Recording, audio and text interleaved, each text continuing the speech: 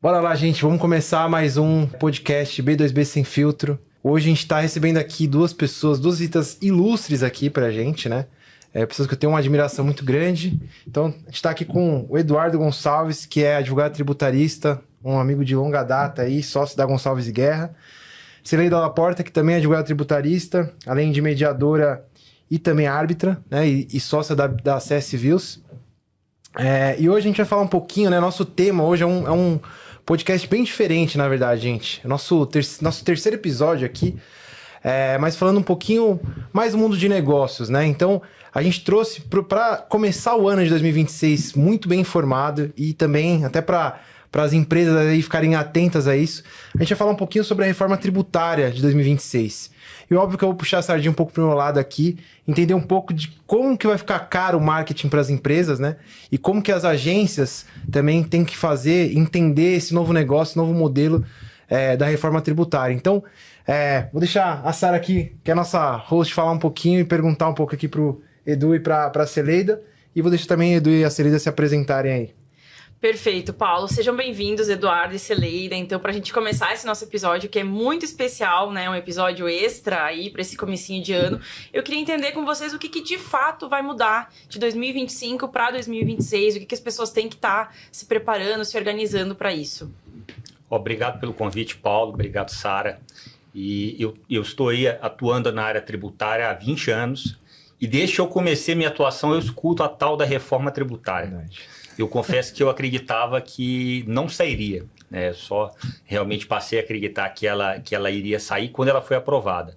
Porque realmente desde a época da faculdade a gente escuta que vai haver uma reforma tributária.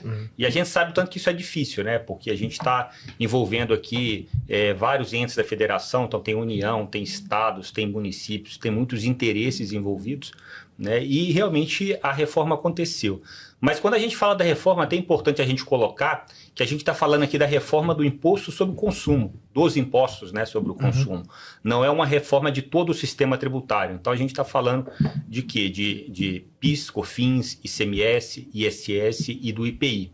Né? Então, quando a gente fala, por exemplo, do imposto de renda, da CSLL, né, que é a contribuição social sobre o lucro, é outra coisa. Não entraram na reforma, né? Não entraram. Apesar de, coincidentemente, a gente ter tido agora recentemente uma alteração na legislação também do imposto de renda relativa à questão dos dividendos, né, que houve a questão do aumento do limite de isenção do imposto de renda para a pessoa física e, em contrapartida, a questão da tributação dos dividendos, né, acima de 50 mil, mas isso é uma outra norma. Isso não tem nada a ver com essa reforma que a gente está falando, mas também estão acontecendo de forma simultânea.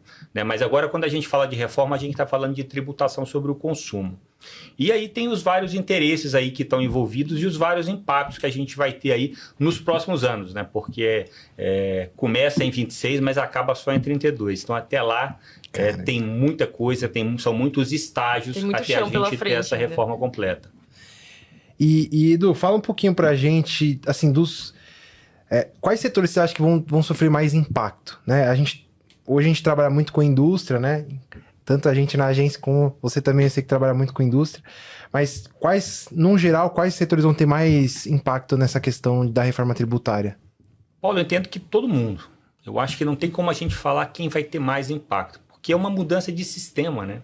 É uma mudança até da forma da gente pensar o tributo, da forma da gente cuidar do tributo. Então, a gente está chegando num momento de tecnologia extremamente avançada. Então, isso desde a parte de fiscalização até a parte de gestão do negócio.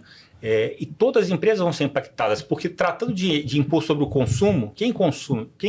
Todo mundo, né? Todo mundo consome. Então, dá para eu falar que um vai ter mais, que vai ter outro do que o outro? Não tem como eu falar isso. Então, assim, muito se discute sobre a questão de aumento de alíquota, né? Então, alguns setores vão ser impactados porque vão ter uma alíquota maior. Por exemplo, o setor de serviço, né? Que é o seu setor, o meu setor também. Mas a reforma, o que ela pretende é o quê? Como eu estou tratando do imposto sobre o consumo, quem tem que arcar com esse imposto é quem? É o consumidor final. Então, o que a reforma traz? Ela traz uma possibilidade de você se creditar de tudo aquilo que você vai pagando ao longo da cadeia produtiva. para que quem realmente arque com o custo desse tributo seja o consumidor final. Então, a ideia é que o empresário ali no meio, ele consiga repassar essa tributação até que ela chegue lá para quem de direito, que é o consumidor. Então, eu acho que todos vão ser impactados. Então, depois a gente vai poder falar um pouquinho mais aí da prática, como vai ser operacionalizado, mas eu acho que ninguém escapa. E, assim, todo mundo vai precisar se organizar melhor, ter um compliance melhor nos seus negócios, né? É a formalização, isso é o principal, entendo eu. Eu acho que eu quero aproveitar, já vou te interromper. Bom, parabéns, né, Paulo, Sara, B2B pelo Sem Filtro. E só para complementar o que o Eduardo está trazendo, eu acho que parabéns vocês trazendo esse tema, porque é aquele tema de zona de conforto, né? Todo mundo fala, não, tributação, a minha contabilidade resolve.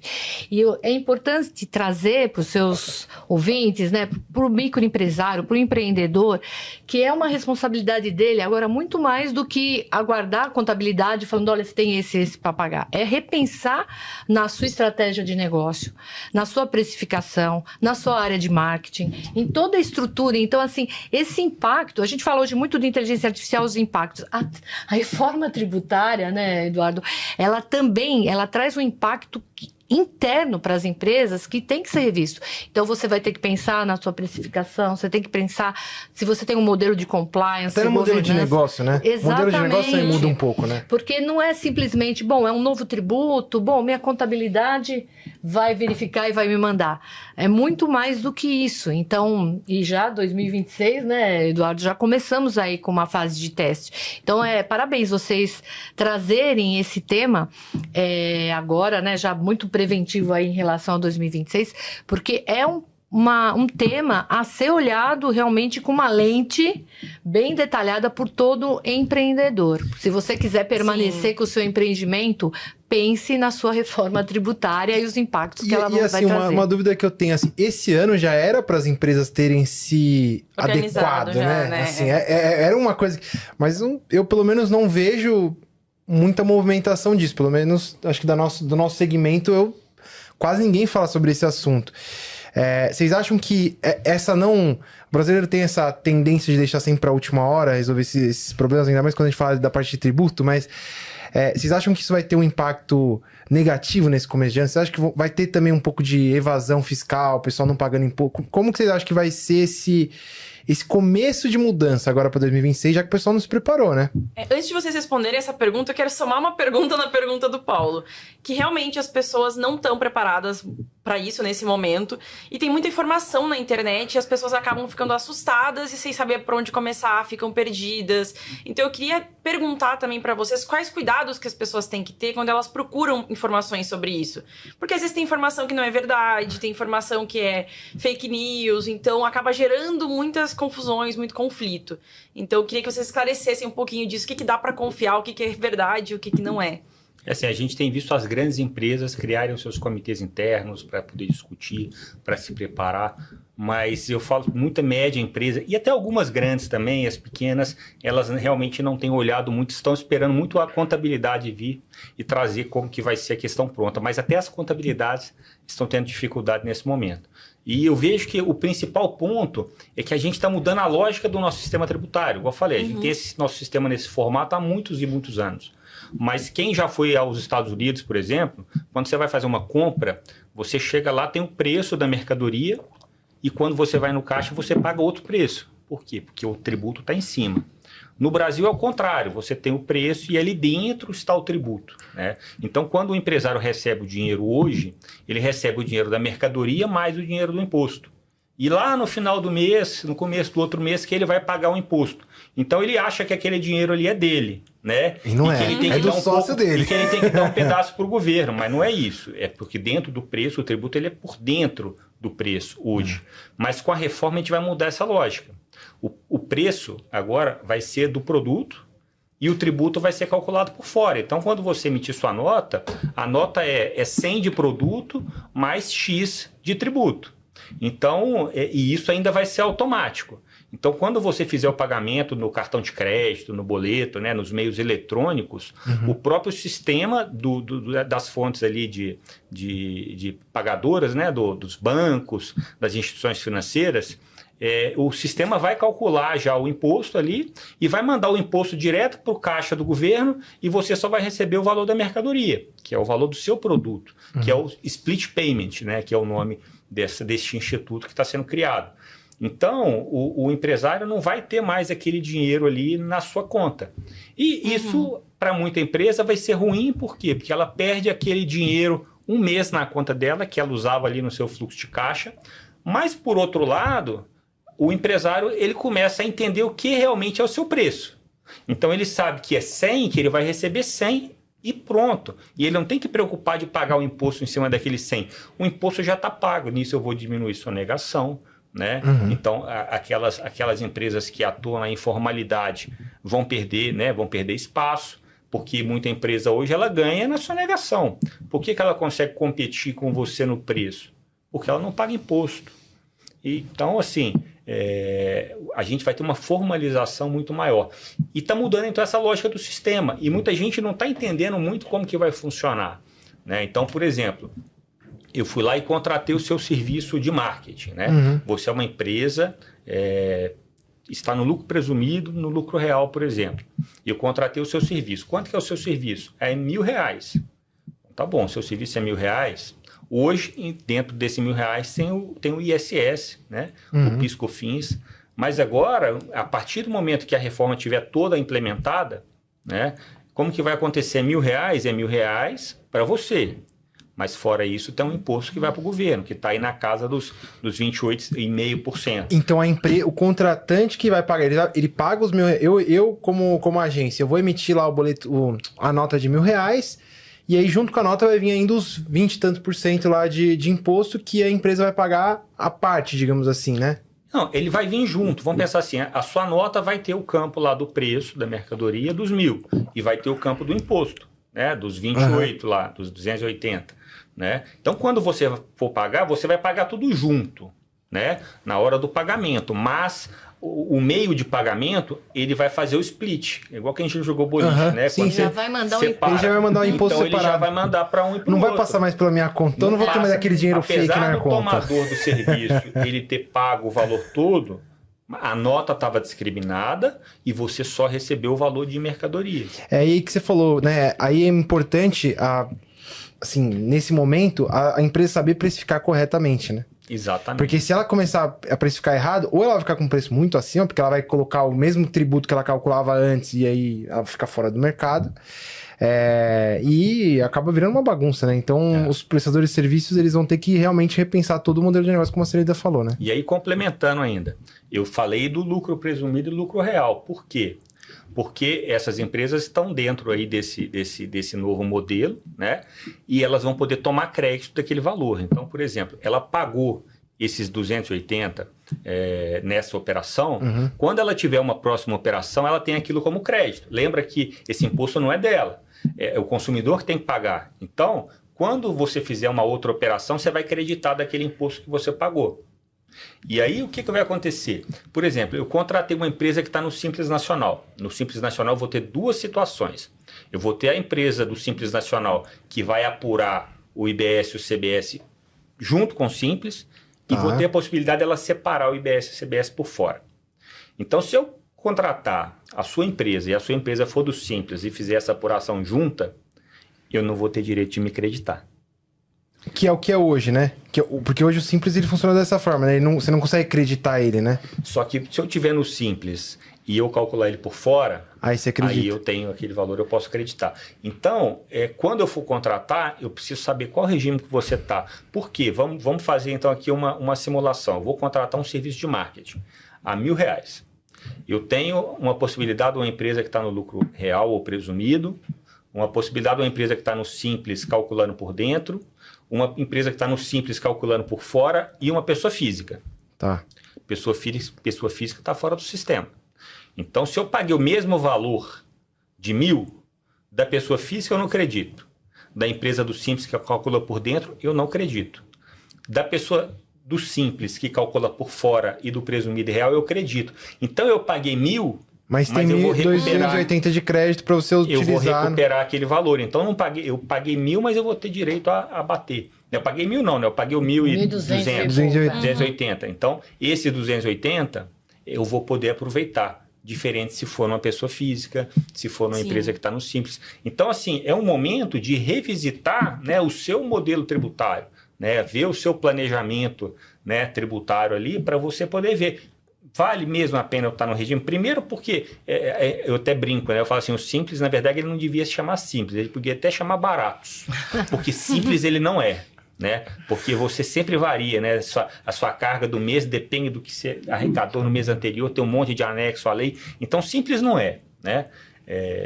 Pode ser mais barato, às vezes não é. Então, dependendo da situação, ele fica até mais caro do que o lucro presumido, do que o lucro real. Né? Então, você primeiro tem que ver. Primeiro, vale a pena eu estar no Simples? Ah, tá bom, vale. A minha carga aqui é um pouco menor. Tá bom, mas e agora? Você, para poder competir com a empresa que não está do Simples, você vai ter que diminuir seu preço. Porque a outra, se colocar o mesmo preço, não vai acreditar. Na verdade, para o cara que está contratando, o custo para ele vai ser menor, porque ele vai ter o crédito. Então, essa análise precisa ser feita. Né? Então, é extremamente importante que as empresas comecem a olhar para esses pontos. E aí, junto com a formalidade, né, você está se formalizando, aí vem todo o compliance que você tem, que vem as obrigações da empresa que vem junto, os controles mudam. Então, eu acho que a gente está entrando numa nova fase do Brasil, efetivamente, que é o momento que as empresas têm que regularizar. E não é assim, se eu quiser, não, é necessário. Se quiser sobreviver, né? No mercado. Não tem condição, porque isso vai impactar para tudo. Né? Entendi. Só a Sara comentou um ponto importante, que é como que as empresas, ou uma pessoa ali, só curiosa, consegue obter uma informação correta disso. Porque a gente está num momento hoje que, cara, às vezes você vê uma notícia ali, você não tem certeza se aquela notícia ali é real ou não, né? Ou você vai jogar no ChatGPT ali, né? O ChatGPT também não fala necessariamente vai dar vai responder o que você quer, né? O ChatGPT vai responder o que você quer. Então, qual que é o melhor caminho para a pessoa se informar sobre isso? Ou se ela tem que procurar alguém? Esse alguém é um advogado tributarista? É um contador? Como que direciona essa pessoa para ter essa informação? Aí você citou dois profissionais, né, que muita gente confunde um pouco o trabalho deles, né? Então, assim, qual que é a diferença do advogado tributarista para o contador? Vamos começar pelo contador, né? O contador é aquela pessoa que é o responsável por transmitir as suas obrigações acessórias. Então, o que é isso? Ele vai lá, ele vai enviar as informações para a Receita, vai cuidar do seu balanço. Ele não tem que ficar analisando muita coisa, não. Ele não tem que ficar opinando. O contador é o cara que vai garantir que a lei seja cumprida no seu caso. Entendi. Já o advogado, ele vai fazer o quê? Ele vai analisar até a própria lei. Então, você vai ter uma interpretação. Às vezes, você tem questões que dão interpretações divergentes. Então, o advogado ele vai agir muito mais como um consultor nesse ponto para te orientar a fazer o correto. Você com a orientação correta, o contador vai cumprir ali aquelas obrigações.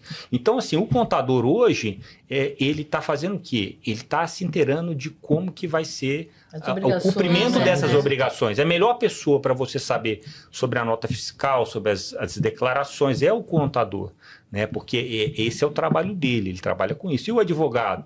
Aí ele vai te falar sobre o regime como um todo, ele vai te olhar a questão de cargas, o regime está mudando, vão ter várias alterações aí ao longo desses anos que vão impactar o seu negócio. Então, assim, é bom você ter um bom contador, primeiro, para garantir que você vai cumprir tudo certo, e um bom advogado para te orientar sobre a melhor forma de você atuar, inclusive dentro de qual que é o melhor regime tributário, né? A gente lá na frente, muita empresa hoje, você falou de indústria, né? Muita indústria hoje tem regimes especiais, né? Que tanto a indústria tem regimes especiais, quanto até prestadores de serviço aí nos municípios também. E esses regimes especiais vão acabar com a reforma, um pouco mais para frente, mas eles vão acabar. E aí? Qual que vai ser o impacto disso para a empresa? Vai valer a pena eu ter aquela minha empresa lá no Espírito Santo para eu aproveitar o meu Compete, que é um regime especial que tem lá no Espírito Santo, ou aquele meu regime especial no Rio, em Minas. Minas está aqui do lado de São Paulo, uma hora em que está extrema. Muita empresa saiu de São Paulo, foi para extrema, atravessou a divisa para aproveitar regime especial. Mas isso vai acabar. E aí, como que vai ser o impacto lá na frente? Então, aí você vai ter que trazer o advogado para poder fazer a análise desse novo cenário e qual que vai ser o impacto dele para o seu negócio. Então, eu entendo que são as duas pessoas, mas para cada um você tem que perguntar uma coisa. E o erro de muita gente é achar que um faz o trabalho do outro, e não faz. Entendi. Então, o contador, ele vai ser agora mais para uma... Assim, vou falar o que eu entendi da tua explicação. O contador vai ser mais para uma resolução agora, nesse momento, assim, para atender as obrigações de agora, e o advogado tributarista ele vai ser mais para uma coisa de planejamento, mais assim, um estudo do que vai ser feito daqui para frente, mais ou menos. O advogado traz o quê? O que você deve fazer? E o contador é o como. Né? E você vai precisar agora, sempre né? dos dois, né? Não é só agora. O né? contador, ele vai estar durante todo... Sim. E assim, e o seu contador agora, você tem que pensar o seguinte... O seu contador, até final de 2032, ele vai ter que apurar o seu regime atual e o seu regime novo. Ele vai ter um trabalho dobrado agora. Por quê? Porque vão ter os dois regimes caminhando de forma concomitante. Até acabar em 2032. Que aí acaba 100%... Aí acaba 100%... PIS/COFINS e tal, vai ficar só o IBS. O PIS/COFINS, ele vira mais rápido. 2027 ele acaba. Por que o PIS/COFINS acaba antes do IBS e do CBS? Por uma questão muito simples. Até a gente não falou um pouco sobre isso, né? Dessas mudanças. Vou voltar nesse ponto. O CBS ele vai vir substituir o PIS/COFINS, que é o imposto federal. Então é o governo federal com o governo federal. Então, assim, ele vai mudar de um tributo para o outro. Tentando manter a mesma carga, né? a mesma arrecadação. Já o IBS ele vai substituir o PIS e a COFINS, o ISS e o ICMS, que são impostos de todos os estados. Cada estado tem o seu ICMS diferente e cada município tem o seu ISS. Então é muito mais complexo. Então, se alterar o ISS e o ICMS é mais complicado. Por isso que ele vai acontecer um pouquinho mais para frente. Então, assim, já que a gente entrou nesse ponto, deixa eu só dar um panorama, então, como que geral, vai ser né? essa reforma. O que vai acontecer? Voltando, imposto sobre o consumo. Quais são os impostos sobre o consumo atual? É o PIS, a COFINS, o ISS, o ICMS e o IPI. São 5 impostos. Então, quando veio a discussão da reforma, isso aqui é até engraçado, eu vou comentar esse ponto aqui, Brasil, né? Brasil nada é simples, né? Então, a gente tinha 5 impostos, a gente tem 5 impostos. Qual que é a ideia? Vamos transformar no IVA. Lá fora tem o IVA, né? Que é o Imposto ao Valor Agregado. Sim. Então, beleza, vamos pegar 5 e vamos transformar em 1. Fácil, né? Vai ficar muito mais simples. Beleza. Mas tem o federal aqui, que é o PIS/COFINS, tem o governo federal não quer abrir mão. Então, vamos fazer um IVA dual, né? O que é o IVA dual? Então, vai ter o federal, que é o CBS, que vai substituir o PIS e a COFINS, e vai ter o IBS, que é o Imposto sobre Bens e Serviços, que vai substituir o ICMS e o ISS. Beleza. Mas e a Zona Franca? E o IPI, né? Vão acabar com o IPI. Mas e a Zona Franca de Manaus? Porque qual que é o benefício da empresa que está na Zona Franca de Manaus? Não ter IPI. Então, se eu acabo com o IPI, para ter só o IVA dual, você acaba com a Zona Franca de Manaus. Aí tem os interesses todos envolvidos. Então vamos fazer o seguinte...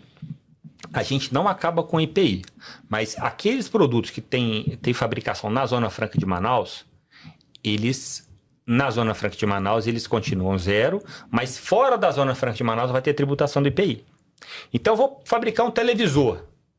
Então, se o televisor está sendo fabricado fora da Zona Franca de Manaus, vai ter IPI. Se ele está na Zona Franca de Manaus, não está. Então, aquele IVA dual, agora eu vou ter 3 IVA, porque o IPI continua, apesar de, na maior parte dos produtos, você não ter o IPI, né? E vai ser 0. Mas a gente também precisa cuidar do meio ambiente, né? Cuidar da saúde. Vamos criar um novo imposto que chama imposto seletivo? O que vai ser esse imposto? Então, vai ser um imposto que vai incidir sobre aqueles bens, aqueles produtos que causam mal ao meio ambiente ou à saúde. Então, vamos dar um exemplo. O carro que polui, o fumo, a bebida alcoólica. Então, vamos criar um imposto em cima disso. Vai incidir uma única vez, mas é um novo imposto que vai entrar também. Então, eu tinha 5. Ficaram 4, é isso? Ficaram 4. Era 5 para virar 1. Os 5 viraram 4. Né? Então, a gente vai ter esses novos impostos, né? E a manutenção do IPI para esses produtos que têm fabricação na Zona Franca de Manaus. Então, essa é a base do sistema.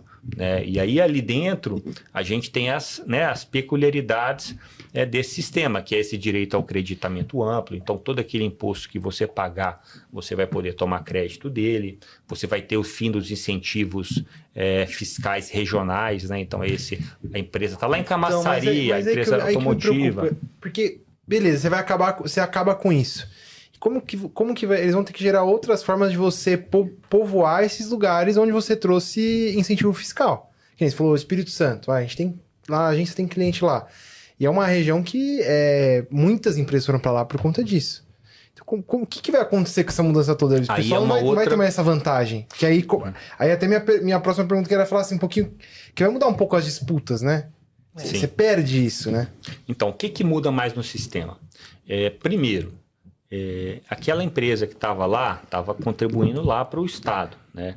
Só que agora, com a mudança da reforma, o imposto ele deixa de ser na origem e passa a ser no destino. Então, se eu vendi um produto para a Bahia, eu vou pagar o tributo para a Bahia. Então, o Estado vai ter aquela arrecadação. Ponto 1. O ponto 2 é logística. Então, eu deixo de ter o benefício fiscal ali como coisa mais importante e passo a ter a logística. Por exemplo, se o meu público consumidor está em São Paulo, justifica eu tirar uma fábrica daqui, levar lá para Minas para ter um benefício fiscal? Não vou ter mais. Né? Aí, eu vou olhar assim, quanto que eu vou gastar de transporte? Eu vou ter pedágio, tem estrada, tem tempo. Então, a logística ela vem para o centro da reforma. Por quê? Porque agora eu não vou olhar mais o tributo só, vou olhar a logística. Onde está meu público? Meu público está na Bahia, eu tenho na Bahia lá, por exemplo, um grande consumo de um determinado bem. Justifica eu estar em outro lugar? Então, eu vou estar muito olhando para onde está o meu público consumidor. Porque aí eu vou economizar com logística. Sim, não, é o que falou, muda toda... Né, a guerra fiscal, você não vai ter mais essa estratégia, essa logística que tinha, então vale a pena eu estar com o meu CD, meu centro de distribuição em tal local, e né, mudou, por isso que é aquilo que nós falamos no início. A reforma tributária, ela traz essa revisão de negócio. Assim, de raiz mesmo, né? Você tem que não só pensar na tua precificação, qual é o contador, qual é a equipe jurídica que você vai ter, mas o teu negócio. Porque talvez nós tenhamos alguns negócios, né, que foram construídos especialmente em cima de como era o nosso sistema tributário. E esses negócios não se sustentem mais com a reforma. Então, quem esperar muito para ver... Eu acho que, né, Eduardo, vai pagar um preço caro. É importante reforçar essa ideia de fazer planejamento, de criar comitê de crise, de ter um bom apoio aí com suas equipes de contabilidade, a sua equipe jurídica e com todo o seu time de negócio, sistema estratégico, que traz que hoje o empreendedor, cada vez mais, ele tem que ter essa multidisciplinaridade, ele tem que se envolver realmente com os negócios da empresa. Não importa até se ele é um pequeno, médio ou grande empreendedor. Ele vai ser, né, o reflexo para todos, né? Ele tem que adquirir conhecimento de todas as áreas, né? Ele não pode ser, eu sou da agência de marketing, então só sei de marketing. Ele tem que saber do financeiro, tem que saber do tributário, tem que saber parte contábil, ele tem que ter toda essa... Vai contratar as equipes. Ele vai ter as pessoas para fazer, mas ele tem que saber o que está sendo feito, né? Porque isso impacta na empresa, no fim das contas, né? Exatamente. Aí, só voltando um pouquinho na questão do benefício, eu falei do benefício que hoje entendo do ICMS, mas a gente falando aqui da agência de marketing, por exemplo, a gente fala do ISS hoje, né? E quantas empresas não saíram da cidade de São Paulo, foram para Barueri por conta de benefício de ISS, né? Então, agora com a reforma, isso tudo muda, né? Para onde você está prestando serviço? tributo vai ser para lá. Seus clientes estão aqui. Então, né? essa questão de, vou ter uma caixa postal igual tinha antigamente, eu vou ter um coworking lá só para ter um endereço, isso muda. Então, assim, precisa repensar todo o negócio. E quando você fala dessa questão das áreas, né, são tal dos comitês multidisciplinares que as empresas maiores estão tendo.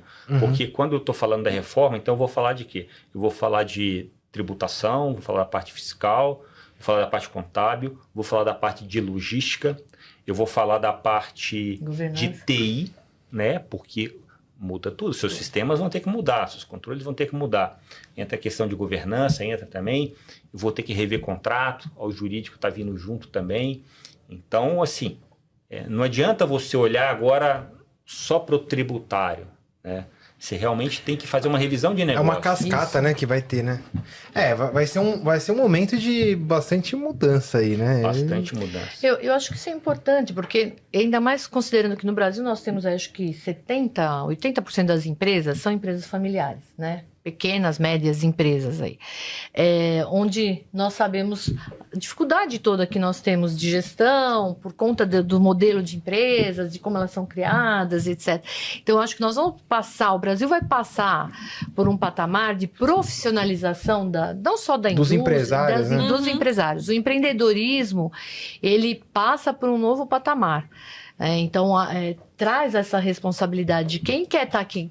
Nós queremos estar aqui daqui 2 anos falando dos nossos negócios, não é mais daqui 5, 10, né? É muito a curto prazo, porque os impactos são muito rápidos. E o Eduardo comentou uma coisa importante. Hoje, nós não podemos deixar de observar também a tecnologia, que ajuda o tráfico das informações de uma forma absurda. Então, as coisas vão ser muito aceleradas. Eu não preciso mais pegar aquele papel, imprimir, esperar a contabilidade ver, etc. Não, eu estou consumindo e tudo já está se conectando, a informação vai estar mais muito centralizada, as tecnologias emergentes que tem, elas auxiliam muito nisso. Então, assim, o Brasil é um país bom para empreendedorismo, sim. Temos aí um marco de empresas pequenas, médias, grandes empresas significativos, mas existe a necessidade de profissionalizar essas empresas, e aí todas elas, cada uma dentro do seu patamar, de buscar aí a sua estrutura, criar comitês, ter bons parceiros, contratar advogados, contadores, o Sebrae, ver as entidades que estão dando apoio, né, aí dependendo, trazer educação para dentro da empresa, porque isso envolve também, né, trabalhar uma educação orçamentária, uma série de coisas. Então, assim, quando nós falamos de reforma tributária, a gente só está pensando, então são 2 novos tributos que vão começar agora o ano que vem, até 2030. Mas, gente, é muito mais do que isso, né? Como eu falei, a lente que tem que ser colocada, ela é grande, vai ser um pouco dolorido, né? Eu acredito que sim, toda mudança, ela impacta, mas é uma maneira de nós trabalharmos de uma forma mais profissional. Acho que o Eduardo trouxe uma coisa importante, a questão da concorrência. Então, as empresas que trabalharem organizadas, que se profissionalizarem, elas vão permanecer. Vão sair na frente, né? E vão sair na frente, né? Então, em relação à concorrência, eu acho que também isso traz uma objetividade maior em relação a você, quando você for precificar, quando você for analisar a inteligência de negócio, as pessoas com quem você vai atuar e todos os outros critérios, né? Perfeito. Aproveitando, então, Celeda, que você puxou esse assunto, quando a gente fala muito em reforma, o pessoal se preocupa muito com a questão de pagar, de brigar com o governo, mas poucas pessoas falam da parte de negociação, né, tributária. Então, eu queria entender o que é essa mediação tributária, como que funciona na prática mesmo. Bom, nós no Brasil temos uma política pública, né, que é a Resolução 125, que trouxe aí desde 2010 de uma forma um pouco mais... menos litigiosa, né? De trazer essa desjudicialização, de criar um pouco essa cultura de não nos socorrermos só ao judiciário, né, de ter outras portas, de pensarmos aí em negociarmos, em mediarmos, ou até arbitragem, que é uma heterocomposição, etc. E estamos aí caminhando, né? E aí, em 2015, tivemos uma lei de mediação que trouxe de forma muito tímida ali, né, Eduardo, na lei de mediação, a possibilidade de você mediar, trazer a mediação em relação à administração pública, né, que é o tema que nós temos aqui. E isso né, de uma forma muito complexa, porque negociar, transacionar com o ente, né, tributário ali é uma coisa complicada, porque você tem alguns princípios, alguns requisitos constitucionais ali que a gente tem que ter as observações necessárias. Mas isso vem evoluindo. E o que nós temos atualmente é alguns projetos de lei, acho que tem um mais recente aí, e tem projeto de lei em relação a trazer arbitragem na esfera tributária e projeto de lei em trazer a mediação na esfera tributária. Isso está aí, especialmente o de mediação, o projeto de lei de mediação está aí em relação à esfera tributária. Estamos aguardando, mas é uma coisa que a gente sabe que vai ser complexa de ser implantada, mas necessária. Porque a ideia desse projeto de lei é realmente trazer um pouco mais o procedimento de como negociar e como mediar, tanto na esfera administrativa, na esfera judicial, em qualquer etapa que você tiver, quando você tiver lá uma situação fiscal ali, né, mesmo quando está começando até o final, de você poder tentar mediar. Como pessoa... Mas aí, uma pergunta, indo nessa linha. Você não acha que pelo fato de... Vamos lá, a gente tá mudando os impostos, mas por um tempo, então até 2032, é isso? 33, né? 33? Não, 33 vira. Até 2032, a gente vai ter, em vez de 5 impostos, a gente ter 9 impostos, na verdade, né? É isso. 8, né? É o IPI. Então, beleza. Então a gente vai ter 8 impostos ali nesse período. Você não acha que vai gerar muito conflito e aí isso vai acabar caindo numa parte de negociação e mediação? Sei que hoje praticamente não tem muito a mediação tributária, né? Não tem... vai muito pro judiciário. Porque você não pode transacionar esses valores, né, o contribuinte ali, porque quando a gente fala em negociar e mediar, nós estamos falando em concessões, né, então você tem que abrir mão e o governo não abre mão. Então, usualmente, o que nós falamos de transação é nas multas, nunca no valor principal do imposto. No valor devido é devido ali, né? Exato. Sim. Mas esse projeto de lei, ele é interessante, porque ele faz essa sinergia aí do Instituto da Mediação, né, com os requisitos tributários em relação aos princípios, a metodologia, as técnicas. Eu acho já um excelente passo, porque quando a gente olha a lei, ela já fala, olha, é importante trazer comunicação não violenta na negociação, escutativa, vamos negociar, vamos escutar a outra parte, vamos entender o que está acontecendo. E onde eu acho que ela pode ser essencial é na esfera administrativa, né? No começo, quando você está tendo a inscrição da sua dívida ativa, porque às vezes, especialmente nesse início, porque as pessoas vão ter muita dúvida, né? Nós até a aderência, os próprios advogados, os próprios contadores, as empresas vão estar mudando seus negócios, então ninguém vai estar agindo essencialmente de má fé. Nós vamos estar ali nos adaptando a esse novo cenário que essa reforma traz. Então, ao meu ver, que atuo muito com os institutos de mediação, negociação, eu acho que seria muito relevante ter essa amplitude, né, de trazer de uma forma um pouco mais desses procedimentos serem bem detalhados, de abrir um pouco mais essa possibilidade da negociação, vamos dizer assim, negociação e mediação tem algumas diferenças, mas nessa transação aí, especialmente quando tiver a inscrição de dívida ativa, quando você tiver ali já um procedimento administrativo, para poder flexibilizar e melhorar ali, não necessariamente muitas vezes ali vai ser um momento só de você renegociar o valor, parcelar, etc. Mas até de você entender, de poder trazer o esclarecimento. Porque como nós estamos falando de um instituto que oportuniza a comunicação. A negociação e a mediação é um momento em que, por exemplo, no procedimento administrativo, você vai ter o auditor fiscal lá da União e você vai ter ali o advogado do contribuinte do outro lado, podendo conversar, podendo realmente entender o que está acontecendo. Então, esse modelo dialógico, que nós chamamos da negociação e mediação, eles seriam extremamente importantes para esse momento de reforma que nós estamos tendo da reforma tributária. Então, se isso realmente, esse projeto de lei ou outros projetos que venham, ou portarias, né, ou resoluções que possibilitem aí, melhorar essa comunicação, eu acredito que vão ser relevantes, porque nós vamos, como eu falei, acho que os empresários, nem todo mundo vai estar todo mundo aprendendo juntos. junto Sim, isso, então né? vai ter muito... Ainda tem muitas dúvidas, Muita ainda dúvida tem mesmo. muitas coisas que vão ser formatadas. Acho que nós vamos ter centenas de portarias, de normativas aí que chegarão para entender. Então, seria muito relevante nós termos essas possibilidades de negociarmos, mediarmos aí, especialmente na esfera administrativa. Embora esse projeto de lei 2792 de 2022, que está aí em tramitação, ele traz a oportunidade de você poder instaurar uma mediação, né? Essa coisa, bom, o mediador ou o negociador, esse terceiro imparcial, vai estar ali conversando com o ente público e o contribuinte, vai trazer ali negociações coletivas, e a lei só faz em relação à União ainda por enquanto, né? Pelo menos esse projeto de lei. Mas o quanto isso tudo pode minimizar, trazer essa oportunidade dialógica, e tem segurança jurídica, você vai fazer um termo de entendimento, depois isso pode ser homologado, deve ser homologado, o Ministério da Economia vai provavelmente indicar quem será o órgão por onde vai ser essa homologação.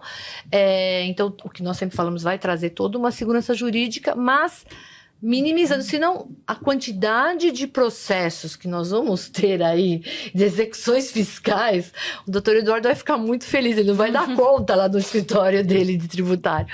E mais do que isso, não é só falar que, ok, nós vamos aumentar mais ainda o nosso judiciário com processos, nós vamos inviabilizar o empreendedorismo. Então, acho que esse é o ponto. Nós precisamos porque aí você começa continuar a travar a empresa, aí não consegue... A máquina precisa girar, né? A máquina precisa girar. Precisamos O empresário empreender, precisa vender, precisa precisamos gerar faturar empregos, o Brasil precisa crescer. Então, a importância de nós... Eu acredito que devam vir aí alguns mecanismos, se não for esse projeto de lei, talvez outros, eles tenham que vir algumas flexibilizações aí, especialmente nesse período de transição, porque, como o doutor Eduardo estava falando, é muita complexidade, e sem contar muitas coisas que nós realmente ainda não temos respostas tão objetivas, né? Com certeza. Bom, vou puxar aqui a sardinha um pouco pro nosso lado, né, Sá? Vou falar um pouquinho sobre... Agora, entrar um pouco no marketing aí. Quero entender um pouco do que vocês entendem que isso vai impactar no nosso segmento aqui, né? Sendo mais específico na pergunta. Eduardo trouxe essa questão de forma de cobrança, né? Falou um pouquinho ali dos regimes tributários. Mas a grande pergunta que o nosso cliente vai fazer pra gente, né? Vai falar assim, pô, então quer dizer que o serviço de marketing vai ficar mais caro? Eu quero entender... Qual é a visão de vocês sobre isso? Você acha que o serviço vai ficar mais caro? O serviço de marketing vai ficar mais caro? A gente vai ter que cobrar mais por isso? Qual que é a tua visão em relação a isso? Assim, essa pergunta bem específica do cliente para uma agência, por exemplo. Vamos lá, eu entendo que sim. Mas, a princípio, isso não é um problema. Né? Por quê? É aquela questão que eu falei do crédito. Né? Porque, assim, primeiro, esse imposto, né, ele vai vir por fora. Né? Então, você cobrou o seu preço, o seu cliente pagou o seu preço mais o seu imposto e garantiu o direito dele creditar tudo. Então, se a gente for olhar na essência do sistema, e foi isso que o governo tentou trabalhar, né, nesse projeto, a ideia é que não fique resíduo tributário ao longo da cadeia. Então, apesar dele ter um valor maior, porque a alíquota que era menor agora está maior, ele vai poder se creditar. Então, ele pagou aquele imposto, na próxima operação ele vai poder tomar aquele crédito automático, inclusive. E aquele crédito, inclusive, que você eventualmente não consiga tomar, porque você não teve uma outra operação ali, você tem o direito, salvo engano, de 60 ou em 90 dias de receber o valor integral em dinheiro. Então, você vai ter o procedimento para você receber de volta. Então, ficou mais caro? Ficou, mas eu te gerei crédito. Então, assim, aí a importância de você, como uma empresa de serviço... Saber... Você está ou no presumido, ou está no simples, mas está recolhendo por fora, o IBS e o CBS por fora, porque aí vai ser o diferencial, porque o cara que vai te contratar, ele vai olhar, pô, ele está cobrando 1.000, aquele também, mas esse gera crédito, esse não, perdeu. E aí eu acho que já entrando até na segunda pergunta que eu tinha aqui, que era o que vai mudar na contratação de prestadores? Eu acho que é isso, basicamente, né? O que muda muito é isso, né? É fazer uma análise... Não sei como é que vai ser essa parte de contratação agora, mas a hora, vai para o jurídico, mas talvez vai para uma outra área também ali para fazer uma análise. O financeiro vai ter que ter uma noção disso dentro das empresas. Vai mudar um pouco essa forma de... Não vai ser só mandar o contrato para assinar, provavelmente, né? Vai entrar mais uma parte aí. Mas vamos pensar o seguinte, Paulo. Você vai contratar hoje uma empresa de marketing. Né? Vou lá, vou contratar, paguei essa empresa... E aí, ali dentro está o meu imposto, né? O meu imposto, que eu paguei. Você vai pagar o imposto, mas é o meu dinheiro que vai ser usado para pagar aquele imposto. Por mais que, às vezes, você misture ele, né? Sim. Agora, então, assim, quem é essa empresa que eu estou contratando? Essa empresa é uma empresa que sonega, é uma empresa, né? Hoje, você tem esse problema de saber quem você está contratando. Agora, pensa o seguinte, na hora que vem um sistema novo, que eu vou te contratar, mas eu vou ter a garantia que o imposto vai ser pago porque ele é automático. Então, pode até facilitar, né? Sim. Por quê? Porque o imposto já vai estar pago, então não importa como que ele está lá dentro da empresa dele. Se a empresa está dando direito, se não está... Porque o imposto já foi para o governo. E o maior interessado em saber se está tudo certo é o governo. O governo já recebeu. Então tem esse ponto. E aí uma outra questão que a gente acabou comentando mais por alto, que eu acho que é importante entender, que assim, a gente em 27 tem aquela virada do PIS/COFINS, né, que para e acaba, deixa de existir, e vem o CBS. E aí na hora que vem 2029, até 29 a gente vai ter aquela alíquotazinha de 1% lá do IBS. Aí quando vem 29 começa a acontecer o quê? Começa a acontecer a diminuição do PIS, do ISS e do ICMS e o aumento do IBS em contrapartida até final de 32, que acaba totalmente o ICMS e o ISS e fica que só vem o IBS. E como que vai ser a questão da definição das alíquotas desses impostos, né? Que eu vou ter a alíquota básica e os estados ali vão poder ajustar a sua específica, né? Se tiver uma lei própria para isso. Mas, segundo o que o governo tem colocado, né, o intuito é o quê? A gente não tem um aumento de carga tributária com essa reforma. Então, o que o governo vai fazer para definir a alíquota? Ele vai pegar a arrecadação do ano anterior, vai olhar qual alíquota aplicável que vai garantir a mesma arrecadação do ano anterior. Então, aquela vai ser a alíquota daquele próximo ano. No outro ano, a mesma coisa. Pega a arrecadação do ano anterior e vê qual que vai ser a alíquota para manter a mesma arrecadação. Então, a ideia do governo, pelo menos que eles têm passado, né, eu falo sempre isso, porque uma coisa é o que se fala, outra coisa é o que se pratica. Né? Mas o que tem se passado é que vai ser feito essa análise para que não haja um aumento de carga. Fala, quanto que o Brasil está arrecadando hoje de tributo? A 1 trilhão, estou chutando o número, tá, gente? Então, esse vai ser o número que a gente vai trabalhar em alíquota para gerar no ano que vem. Então, assim, a gente tem o ponto que prega-se que não vai ter o aumento de alíquota e prega-se que você vai poder, né, limpar todo o resíduo tributário, ou seja, que você, indústria, prestador de serviço, comércio, que não vai ter imposto na sua operação. Por quê? Porque você vai acreditar de tudo e o imposto vai ficar só para o consumidor. Se a gente olhar por esse lado, somado que a gente vai diminuir uma sonegação e que a gente vai ter uma facilitação até da própria parte contábil, porque você vai ter esse split que o tributo vai ser antes, é lindo. Né? É lindo. A teoria está muito legal, está muito bonita. O problema é isso funcionar, né? Vamos ver. Então, assim, também tem que ter um pouco de confiança, né? Eu era cético com esse sistema. Ele está aí, né? Então, e tem muita tecnologia embarcada, né? Que a gente... A Receita Federal do Brasil tem, salvo engano, a melhor tecnologia de arrecadação do mundo. Então, assim, e é esse sistema, essa tecnologia que está sendo usada lá no Split Payment junto com os bancos, com as instituições financeiras para garantir esse sistema, né? No qual, pensa só, você vai passar o cartão de crédito lá no comércio, passou o cartão, na hora que você passou o cartão, você está pagando, o sistema já está lendo quanto que é o imposto, quanto que o cara tem de crédito, quanto que você tem de crédito, né? E vai te falar, ó, o imposto aqui é tanto, você só vai pagar tanto, você vai pagar tudo, você não vai pagar tudo automático. Então tem que estar tudo muito bem azeitado, né? Tem que estar tudo muito pronto. Obviamente que em algumas situações vai ter algum problema e quando acontecer esse problema, você vai ter no final do mês, na apuração, que fazer os ajustes necessários. Então, os ajustes vão servir até para isso. É mais ou menos quando tem lá a declaração do imposto de renda da pessoa física, né? Que você, quando você vai lá fazer a declaração, já está pré-preenchido. Né? Mas aí você vai conferir, deixa eu ver se está certinho, tem alguma coisa para colocar, alguma coisa para tirar, mas já facilita o trabalho. Então, assim, o cenário que está aí para a gente, ele nos parece bom.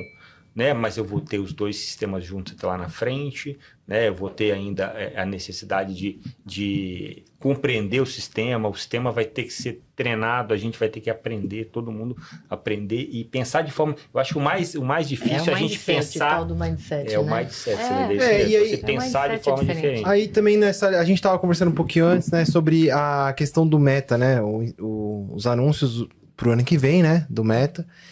Eles anunciaram isso no meio desse ano, né? Essa mudança, que o imposto já vai ser embutido no valor de anúncio. Então, antes o cliente que colocava lá R$1.000 de anúncio, o consumo dele não vai ser mais de R$1.000 de anúncio, vai ser de 1.000 menos a alíquota lá, que é 12%, se eu não me engano. Então, ele vai gastar ali R$988 em vez de R$1.000, né? O que a gente tá conversando aqui é uma técnica meio inversa do que vai acontecer, né? Porque ele tá embutindo o imposto dentro do serviço ali, né? Na verdade, o que ele está fazendo é um aumento disfarçado de preço, né? Porque ele simplesmente está cobrando o valor do imposto que ele tem a pagar, né? Então, ele está, na verdade, aumentando o preço. E em muitos contratos, hoje ainda, muitos não falo tantos, mas em vários contratos, você coloca que o imposto vai ser à parte, né? Então, aquilo mais imposto. Qual que é o preço do serviço? É X mais imposto, né? Então, você vai lá calcular e vai aplicar ali o valor adicional. Mas isso é questão de preço, né? Então, aqui quando a gente fala agora da reforma, não. Agora, realmente são coisas diferentes. É preço de um lado, imposto do outro. Então, você tem que rever a sua precificação, né? Você não pode mais pensar que, quanto que eu preciso? Vou precisar disso, mais aquilo, mais o imposto. Não, agora eu vou pensar, meu custo está aqui, minha margem está aqui. E o imposto está lá. Eu não tenho que pensar no imposto. O imposto não é meu, o governo que pensa nele.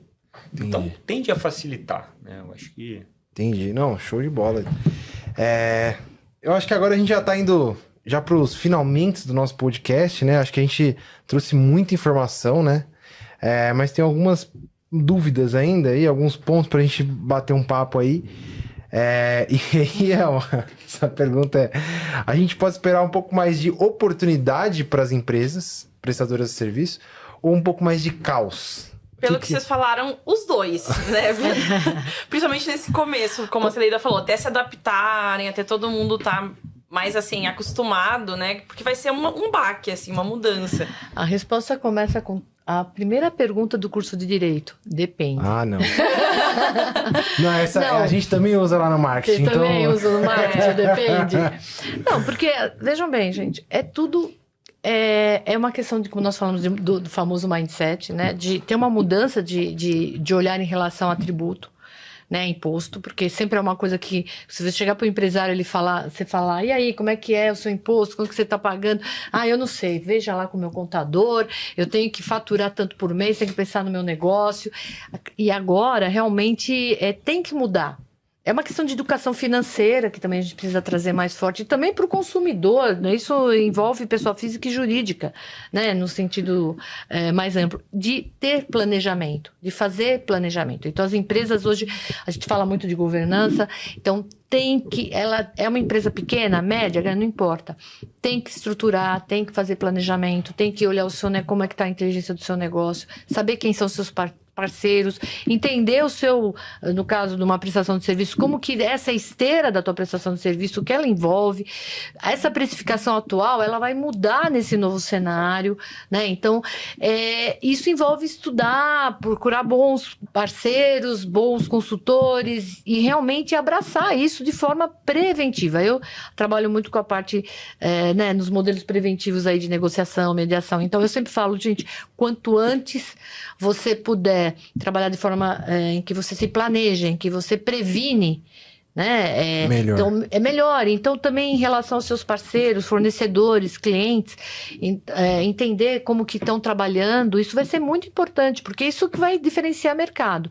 E sem contar que a médio e curto prazo, nós vamos ter essa mudança de cenário do empreendedorismo, porque só vai ficar, que nem economia informal, uma série de coisas. Sonegação, ela vai, ao médio prazo, ela vai sumir. Então, só ficam quem? Os bons empreendedores mesmo. O mercado vai ficar para os fortes, vamos dizer assim. E aqueles que se planejarem, que investirem no seu negócio, que acreditarem no seu negócio, sem tanto subjetivismo, de uma forma mais objetiva. A resposta, então, pelo que você está me falando, é mais oportunidade. Sim, do que sempre. caos. Toda crise, gente, toda crise, a gente fala isso muito na mediação, né? Toda crise, porque a gente trabalha com conflito, toda crise é a melhor das oportunidades, porque te tira da zona de conforto. Então, ela te obriga a realmente a crise, a repensar, a mudar, a melhorar. Senão você está fora do jogo. Que lado você quer estar da mesa? Né? Então, acho que é bem essa questão. E para nós brasileiros, que deixamos tudo para a última hora, né? Falta 2 dias para fazer imposto de renda, a gente faz ali um dia antes. E como empresários também, não deixamos de ser diferentes. O cenário mundial nos obriga a ter esse novo modelo de gestão, de compromisso em relação ao negócio. Então, hoje a gente fala muito de governança, a gente fala muito de modelos éticos, a gente fala de comitês, a gente fala de conselhos administrativos, tem tanta coisa chegando e que tem que estar embarcada nas empresas. Ah, mas eu tenho uma empresa, num escritório jurídico de 5 advogados, eu tenho que prestar atenção nisso. Eu tenho uma empresa de marketing digital de 300 funcionários, tenho que pensar nisso. Eu tenho uma indústria de 2.000 funcionários, eu tenho uma empresa que somos em 4, não importa. Você é empreendedor, o empreendedorismo ele tá aí, né, para todo tipo de negócio, e vai valer a diferença de o quanto você consegue mudar essa chavinha, trazer essa multidisciplinariedade que é importante hoje nas empresas, né? Ter muito autoconhecimento para enfrentar tudo isso daí que vem pela frente e fazer dessa crise uma ótima oportunidade, porque aquele concorrente que não se adaptar, que quiser continuar na informalidade, que achar que vai dar para dar jeitinho, ele não vai sobreviver. Talvez no começo, porque brasileiro tem que ser estudado, nós muitas vezes conseguimos umas coisas assim, inacreditáveis, mas é importante rever. O nível de tecnologia que está sendo embarcada, ela não permite mais, a gestão de informação ela é muito acirrada, a acurácia é muito alta. Então, tem que ter essa responsabilidade e eu, mais uma vez, parabenizo vocês de trazerem esse tema, né? Eu acho que não é um tema tão confortável para o público de vocês, do marketing, né? Vocês têm tantos temas muito mais animados, né? Não, muito mais lúdicos. Importante. Mas é a sobrevivência do seu negócio. Se eu puder por favor, resumir o que a Celeida colocou em uma única palavra, é profissionalização. Você perguntou, é caos ou é oportunidade? Para quem não quiser profissionalizar, é caos. É game over. É game over, exatamente. Para quem for profissionalizar, é oportunidade. Então, assim, a gente, né, como, vamos falar assim, um pequeno empresário, um médio empresário, muitas vezes ele tem aquela questão de... É a mesma pessoa que fica mudando o chapéuzinho, né? Agora eu sou isso, eu sou aquilo. Então, assim, se você não se organizar efetivamente enquanto negócio, vai ser caos, né? Mas se você estiver organizado, com tudo certinho, tende a ter mais oportunidades, sim. Então, eu acho que esse é o diferencial, né? Você precisa agora olhar para a sua empresa como realmente um negócio, qual que é o melhor. Ah, mas por que eu vou te falar assim, eu já escutei isso de muito contador, né? Por que tem muita empresa que está no lucro, não está no lucro real, não está no lucro presumido, está no simples? Tem contador que só trabalha com simples. É mais fácil para ele. O empresário está ali, o contador falou que o simples é melhor e tal, tá bom. Agora vamos fazer diferente, vamos olhar. Vamos analisar o negócio, vamos chamar o advogado também para poder estudar aqui, a gente ver os melhores cenários, né? O que eu posso fazer. E agora a gente está falando de um monte de coisa, né? A gente falou de mudança de isenção, mudança de dividendos, né? Você tem uma empresa, eu pago, então não pago pro labore, para não tributar e eu pago como dividendos. Tá bom, agora a partir do ano que vem, mais de 50 mil por mês vai tributar, né? Então eu tenho também agora a mudança desses impostos. Vai perder um benefício fiscal lá na frente. Vamos olhar para tudo. Precisa se olhar, precisa olhar os contratos. Aí o seu contrato de prestação de serviço, ele tem aquela cláusula que se houver uma grande variação econômica, você vai poder renegociar? Não tem. Então vou fazer o quê? Vou ter que chamar esse cara, vou procurar a doutora Celeida, vou ter que fazer uma mediação para poder discutir esse meu contrato, porque o contrato está previsto até 2040, mas a partir de 2033 já é reforma tributária completa, com tributo por fora, com outra carga tributária, e aí? E meu preço, né? Que agora, né? Como que eu vou fazer? Então, eu acho que é isso. A gente precisa olhar para o negócio agora de forma séria, o que é muito bom, né? A gente, enquanto empresário sério, a gente quer que todo mundo faça igual, porque é difícil você competir com alguém que não está fazendo a coisa séria, né? Sim. Então, na parte de indústria aí, quantas vezes você vê aí a indústria foi lá e fez uma aquisição lá de um fornecedor, depois a Receita bateu na porta para cobrar o imposto dela, porque o fornecedor foi declarado inidôneo, vou cobrar o crédito de ICMS da indústria que está ali séria, né? E aquele cara sumiu, né? Então ele botou o dinheiro do imposto no bolso, e foi embora. Sumiu e abriu outra empresa e começou a fazer tudo de novo.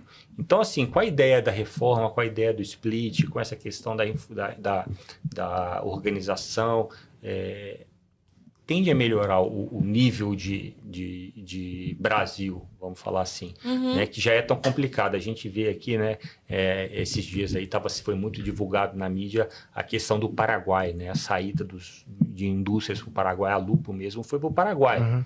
Por que a Lupo foi para o Paraguai? Sistema tributário simples, uma carga tributária total de 10%, né, e está ali do outro lado da fronteira.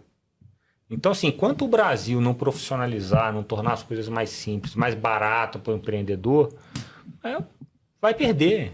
Então, a esperança é que realmente essa seja uma mudança positiva, né? Que a gente tenha um outro cenário de empreendedorismo no Brasil, que o empreendedor realmente ele consiga trabalhar tranquilamente, porque hoje, pegar essa Selic alta do jeito que a gente está aí, 15% de Selic, um cara que tem aí um dinheiro grande aplicado, vai tirar para abrir um negócio, Celeida? Fala para mim. É para os fortes. No risco, correndo risco trabalhista, tributário. Só o cara que é emoção, né? Com então, emoção sem emoção. Então, né? o cara que começou do zero, abriu uma empresa, a empresa cresceu, é uma coisa. Agora, o cara que tem o dinheiro... E não vai aportar, né? Ele vai investir em um negócio... Deveria, né? O Brasil deveria buscar isso, porque você gera emprego, gera riqueza. Mas a gente fica com capital especulativo, porque eu pago muitos juros, gera uma insegurança enorme para o empreendedor, né? Risco, né? O cara vai lá, isso é muito interessante no nosso sistema, né? Porque hoje a maior parte dos tributos que a gente tem é lançamento por homologação. É o contribuinte que calcula, recolhe, né? Ele tem aquele prazo lá de 30 dias para pagar o imposto, depois a Receita tem 5 anos para fiscalizar para ver se ele fez tudo certo, né? E se ele fez errado, vai vir multa de 100%, 150% e mais juros, né? Selic, e em 5 anos. E às vezes ele está fazendo errado sem ver que está fazendo errado, sem saber. 5 anos. Vai ser 5 anos para trás, com multa, com juros, com tudo, né? E não é porque ele fez de má fé, né? Às vezes mas às vezes não é, né? Agora, por exemplo, nesse caso que o imposto já é na hora ali, não vai ter mais esse... Não tem mais esse problema. Então, assim... A esperança, né? Sim. Agora vamos esperar aí as cenas do próximo capítulo. 2026 vai ser esse teste, né? Para a gente começar a ver como vai ser e torcer para que realmente seja tudo que estão pregando, né? De forma positiva. Tomara, e pra gente já ir, então, encerrando o nosso episódio, né? Porque agora o público vai ter muita informação aí pra digerir, pra começar a pensar sobre. A gente queria fazer com vocês um checklist para esse público, para esses empresários se prepararem de fato para começar 2026. Então, 5, 6 coisas que são fundamentais para essas pessoas começarem a fazer a partir de janeiro de 2026. Vamos lá, primeira coisa, entender precificação, né? Qual que é o seu preço? Você tem que olhar isso desconsiderando agora o tributo, né? Para a gente poder entender realmente quanto que você precisa fora do imposto, que a gente vai mudar. Como estão seus contratos, né? Com fornecedores e com clientes. Certo. Por quê? Porque ainda é 26, isso não vai ter impacto, mas a partir de 27 vai. Então, você vai ter aí um ano para você renegociar. Mudando aí mudando, né, o sistema tributário, né, mudando esses tributos. Qual que é o impacto da nova tributação no seu negócio? Então, assim, tirando a carga de hoje, colocando a carga estimada, que está aí nos 28,6%. Né? Qual que vai ser a carga?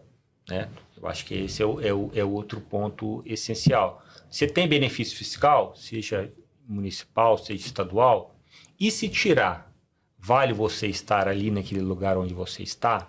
Né? Eu acho que esse é um outro ponto aí essencial.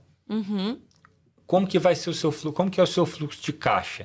Se tirando aquele dinheiro ali que roda na sua conta todo mês, que é de imposto, você vai conseguir gerir o seu negócio?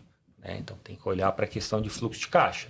Então, assim, eu vejo assim que esses são dos principais pontos, né, que tem que ser analisados. Vai ter o seu produto, né, ele está ali dentro daqueles produtos prejudiciais que vão ser impactados pelo imposto seletivo.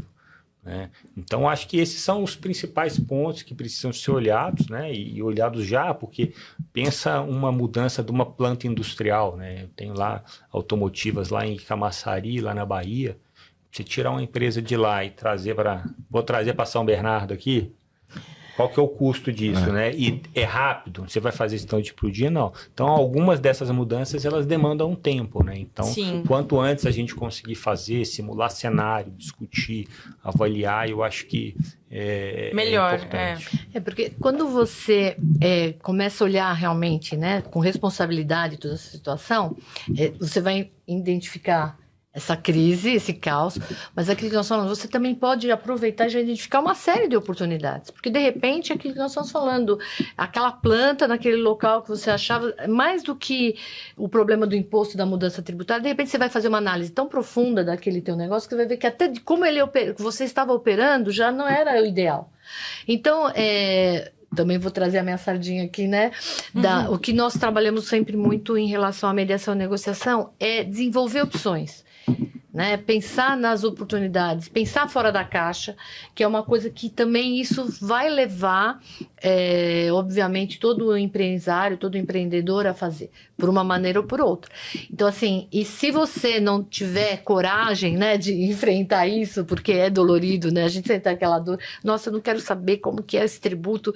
Então, ter uma equipe boa, né, ter profissionais, parceiros aí, profissionais, seus departamentos internos ou externos, que seja jurídico, da parte contábil, etc., para trazer uma boa gestão, para trazer um olhar mais estratégico e realmente analisar isso quanto antes você estiver fazendo isso, mais tempo você vai ter para arrumar a tua empresa, para fazer toda a aderência, né, para melhorar essa ambiência aí, vamos dizer assim, com esse novo, muitas vezes com um novo modelo de negócio. Então, assim, aquela história, as crises, elas sempre podem gerar grandes oportunidades. Vale de saber olhar isso, de saber ser estratégico, né? E de ter também a coragem efetiva de entender também que você tem que ter um investimento. Isso envolve investimento. É que nem vocês acham que tem esse problema no marketing, né? Que sempre o cliente fala, não, mas eu vou gastar tanto para fazer isso. Mas é um investimento que você está fazendo para manter o teu negócio, etc, etc. E aqui também, nós estamos falando de fazer um planejamento tributário, ter uma consultoria, de fazer uma reavaliação, né? Criar comitês, ou seja, tem várias frentes de trabalho a serem feitas.